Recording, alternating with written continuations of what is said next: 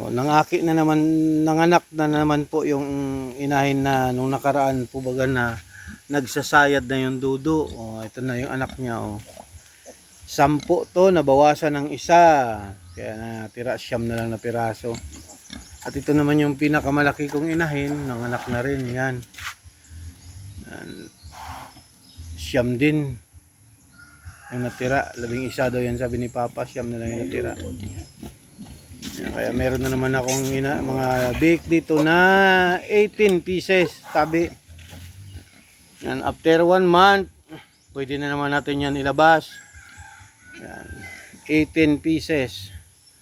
Ito yung mga inahin ko, pagala-gala. 5 inahin na native.